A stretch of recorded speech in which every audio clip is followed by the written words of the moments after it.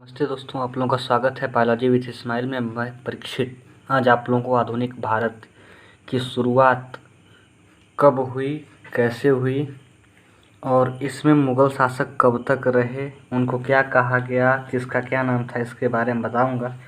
तो शुरुआत करते हैं आधुनिक भारत से जुड़े प्रश्नों से। आपका पहला प्रश्न है कि आधुनिक भारत की शुरुआत कब से मानी जाती है। आधुनिक भारत की शुरुआत 1707 ईस्वी से औरंगजेब की मृत्यु के पश्चात से मानी जाती है। 1707 ईस्वी में जब औरंगजेब की मृत्यु हो गई थी, उस समय से मॉडर्न इंडिया की शुरुआत मानी जाती है। मध्यकालीन भारत का आखिरी मुग़ल शासक कौन था। अब आधुनिक भारत की शुरुआत औरंगजेब की मृत्यु से हुई, मतलब मध्यकालीन भारत का आखिरी शासक औरंगजेब ही था। मध्यकालीन भारत का आखिरी मुग़ल शासक औरंगजेब था। औरंगजेब ने कितने वर्षों तक शासन किया। औरंगजेब ने 49 वर्षों तक शासन किया। इसका वजीर कौन था? असद खां था, जो लगभग 31 वर्षों तक मुग़ल साम्राज्य में वजीर रहा और यही सबसे अधिक समय तक रहने वाला वजीर था। आधुनिक भारत में मुग़ल शासन काल कब से कब तक रहा, इस प्रश्न को देखेंगे। आधुनिक भारत में 1707 ईस्वी से लेकर 1857 लगभग 150 वर्ष तक आधुनिक भारत में मुग़लों का शासन रहा, लेकिन इनका पतन धीरे धीरे शुरू हो गया था। ये उतने अधिक शक्तिशाली नहीं रह गए थे। प्रश्न अगला, उत्तरवर्ती मुग़ल शासक कौन थे। आधुनिक भारत में मुग़ल शासकों को उत्तरवर्ती मुग़ल शासक कहा गया। अगला प्रश्न है, आधुनिक भारत में कितने मुग़ल शासक हुए। आधुनिक भारत में 1707 से लेकर 1857 तक कुल 11 मुग़ल शासक हुए। आपका अगला वाला प्रश्न है, औरंगजेब की मृत्यु के समय मुग़ल साम्राज्य में कितने सूबे या प्रांत थे। उत्तर है, औरंगजेब की मृत्यु के समय मुग़ल साम्राज्य में कुल 21 सूबे थे, जिसमें से एक सूबा आपका अफ़गानिस्तान, 14 सूबे उत्तर भारत और 6 सूबे आपके दक्षिण भारत में थे। ये प्रश्न भी पूछता है कि उस समय उत्तर भारत में कितने थे, अफ़गानिस्तान में कितने थे और दक्षिण भारत में कितने सूबे थे। अगला देखेंगे, मुग़ल साम्राज्य के पतन का क्या कारण था।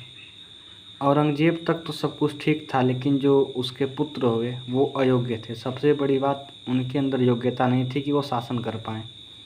दूसरा, मुग़ल दरबार में दलबंदियाँ शुरू हो गई थीं, आपसी फुटमत थी उनके अंदर। उत्तराधिकार के लिए वो लोग लड़ाइयाँ लड़ने लगे। विदेशी शक्तियों का आगमन हुआ और उनके ऊपर आक्रमण शुरू हो गए। अगला है, औरंगजेब की मृत्यु कहाँ हुई थी। उत्तर, औरंगजेब की मृत्यु 1707 ईस्वी में अहमदाबाद में हुई थी। अगला प्रश्न देखेंगे 10वें नंबर का, औरंगजेब के कितने पुत्र थे। जीवित और मृत पुत्रों का नाम लिखें। औरंगजेब के कुल 5 पुत्र थे, लेकिन औरंगजेब की मृत्यु से पहले उनके 2 पुत्रों की मृत्यु हो गई थी और उस समय जीवित पुत्र उसके 3 थे। उसके जीवित पुत्रों के नाम निम्नलिखित हैं, मुअज्जम, आजम और कम्बख्श। मृत पुत्रों का नाम है मोहम्मद अकबर, मोहम्मद सुल्तान। जजाओं का युद्ध किनके बीच और कब लड़ा गया। जब औरंगजेब की मृत्यु हो गई थी, उस समय उसके लड़कों में उत्तराधिकार को लेकर के जजाओं में युद्ध हुआ। जो युद्ध मुअज्जम और आजम के बीच हुआ था और यह युद्ध 1707 में लड़ा गया। उत्तर है, जजाओं का युद्ध औरंगजेब के बेटों मुअज्जम व आजम के बीच लड़ा गया और 1707 ईस्वी में लड़ा गया। अगला है, जजाओं का युद्ध क्यों लड़ा गया था, इसका क्या परिणाम था या परिणाम हुआ। जजाओं का युद्ध उत्तराधिकार के लिए मुअज्जम और आजम के बीच लड़ा गया था। इस युद्ध में मुअज्जम को जीत मिली और उसने आजम